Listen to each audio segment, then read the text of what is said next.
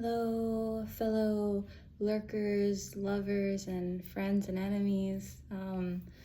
It's Sarah again. As you guys probably already know, if you're watching this video for one reason or another, you probably already know who I am. But in case you don't, my name's Sarah. I'm here at my art studio at Painting with a Purpose in Hagerstown, Maryland. Yeah, so today, someone mentioned to me on Twitter, I'm just gonna be talking, so yeah, we'll get into it. Someone mentioned to me today, and this isn't like, I'm not saying it's a good thing or a bad thing either way, but it did make me think. It did make me think. So someone said to me today, what if, and I'm sorry if I misquote you if you're watching this and you're the person that said this to me. This is not a dig. This just made me think. So someone said to me, what if I'm a nihilist? I'm such a nihilist that I think that art is pointless because it's a human creation or something to that effect. And I don't mean to take this out of the context that they meant it in, if that was the case. I'm just answering the question because, again, it made me think. So I think that nihilism is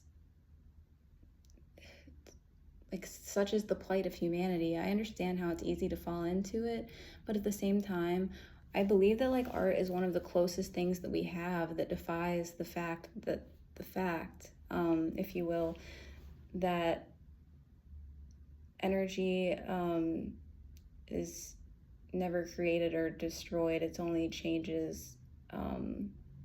It transfers states, essentially. So, and what I mean by that is, I feel like, and I'm sorry if I'm having a hard time articulating myself, so bear with me.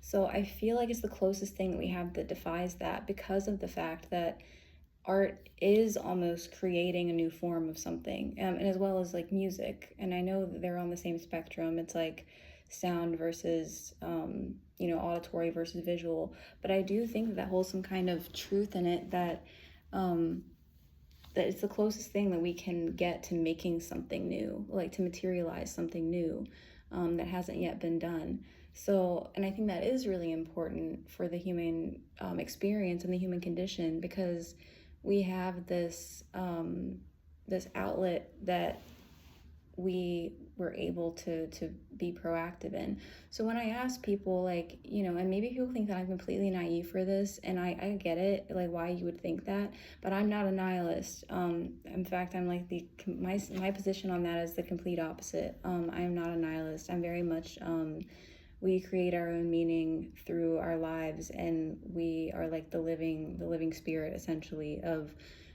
we can only do that for ourselves to demonstrate that and show that to the outside world, basically. So when I ask people, excuse me, when I ask people, like, how does this piece of art make you feel, for example? Probably can't see it that well, but it is what it is, just for an example.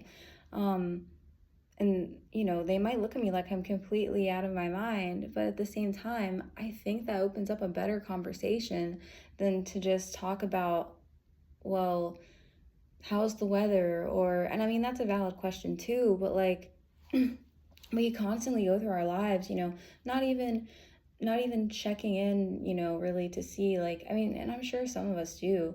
I know I do. But I think that, again, goes back to my first video, and the vast majority of people are so caught up in this, like, this fast-paced, life that we don't really slow down and think, like, how does this make me feel?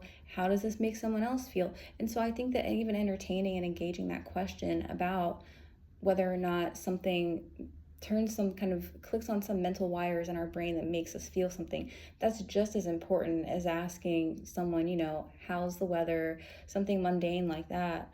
And I can't think of a better question to use for an example, but just to mindlessly tune out, like turning on the TV, listening to someone else's like mental chatter that they want you to buy into or something, and like, so when I ask you how a piece of art makes you feel, for example, I'm not selling you anything. I'm not asking you to, buy the lie. I'm just saying, hey, maybe engaging with this could open up a different conversation. And I think that talking about connections and like feelings and stuff like that, no matter how naive it might sound, it's a lot more proactive than acting apathetic to everything, especially in like a world that seems predicated upon apathy, and nihilism. And if that's your prerogative, I can't tell you otherwise. I can't tell you that that's not what it is. But it's, for me, it's not. I think that we create our own meaning in life, and that we give life meaning as we go, and I think that's way more sacred than to just like brush it all under the rug and like blame it all on um just like whatever that is, like the whole like inhumanity. um and so I think that, excuse me, like acting apathetic to everything, I don't think that's true to our divine nature, honestly. And I think that we've been conditioned to forget that divine nature. And I think that honestly society has weaponized us. The hand behind the curtain, so to speak, has weaponized nature versus nurture against us in this way. Like, we've been conditioned to believe that the true nature of humanity is apathy, but I think it's the opposite. And I think that the blueprint of our actual foundation of like this human spirit is like quite the counter to that, in the sense that I think we are meant to reckon with meaning. We are meant to reckon with like the antithesis to apathy, whatever that is, empathy. We are meant to resist that and to challenge it in these ways, these different modes of thinking, and being proactive and, in actually engaging with that. So yeah, it's like, instead of nature versus nurture, it's like nature versus like the destruction, like having an active hand in like the undoing of like our collective, like synchronized resistance to that. So yeah, if I ask someone, excuse me, if I ask someone, like, how does this piece of art make you feel, and they're just like, oh, whatever, like that's such a silly thing to ask. Like, I mean, it's just like important, I think, because like how a piece of art makes you feel is going to be a lot different than how I felt when I was making it. um but I think in engaging with these kinds of questions and stuff, it kind of helps us heal our collective inner child. And once we, like, one person heals their inner child, I don't think you guys understand, like, excuse me, how much that impacts and has like this kind of like positive like snowball effect, if you will, of like, if one person does it for the collective, then it actually has a resonant effect, I believe, and that it helps other people to kind of like when you see someone do a good deed, and then it kind of subconsciously inspires you to maybe do a good deed as well when you have the chance to pay it forward. It's that kind of snowball effect. So if we're all collectively engaging with this thought process of like empathy and understanding and feelings and being in touch with that reality, I think that it does lend credence to the fact that, like, yeah, I think collectively we're moving in a better way. And you think about the AI overtake, right? And so, like, that integration as well. I mentioned that in my last video. But with that as well, it's interesting for sure, because AI doesn't work 9 to 5. It's going around the clock. I'll compare it to termites, okay? A whole colony of termites can live for 50 years. And you know what they do around the clock?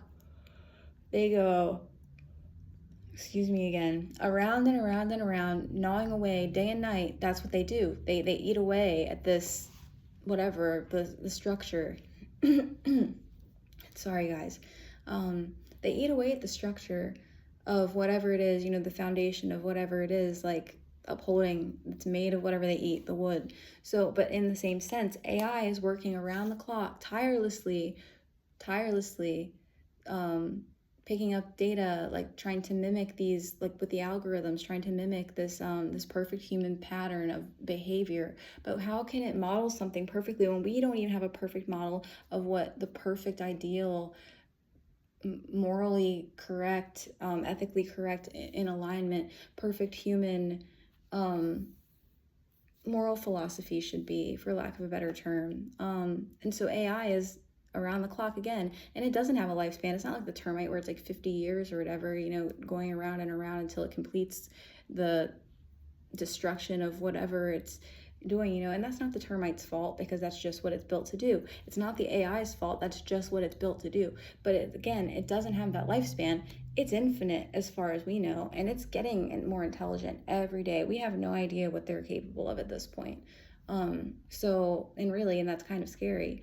So again, and I think that the only reason I talk about this is because it's going, like, it's being trained, whether you like it and you know it or not. It's being trained to mimic and to recreate and represent this like already falsified humanity. So like, I think that at least asking people how they feel about something, whether it's art or what you ate today or even the fucking weather. Like, I'm sorry for the language at that part. But yeah, and I think that, and I don't cuss a lot in my videos. I'm sorry about cursing, okay? But I do think that it says a lot, because what are we doing? We have, I mean, a limited time on this earth. Everyone's gonna die. We know this. You don't have to like it. You can ignore it forever. But I think our mortality is something that actually shapes our morality, and it should. It really should, because I think it would really influence how we treat each other on the daily. And we should be working more diligently around the clock, in the time that we're not giving our lives to these other demands that require it. Sadly, with capitalism and stuff, and having to pay the bills and shit. Excuse me again. Having to pay the bills. It's, I think that, and I'm sorry I get worked up about this. It's just very, like, it's frustrating, because I wish that our entire lives could just be spent with our loved ones, and that we could, yeah, I just wish that we had the luxury of really being able to focus on what matters. But if you don't do it, someone's not going to do it for you. So you might as well, again, tap into that, and reject nihilism. I think that the most like important thing that we could do is reject nihilism, because like, hearing others out, like, insofar as it's possible, and like trying to put ourselves in others' shoes and have empathy and compassion is like one of the most like radical things that we could possibly do, like, again, in a sick society. So with that said, I will leave you all with this, not my best video, but I'm not deleting it. Thank you so much if you're still watching. And yeah, I hope you all have the best day. I hope you have a blessed day. Again, I'm not perfect. I do curse sometimes, and I hope it doesn't make you guys watch my videos any less, but I will come back and post a new video when I have some more commentary to say. I have a lot of ideas, so hopefully that will be soon. Have a great day, guys.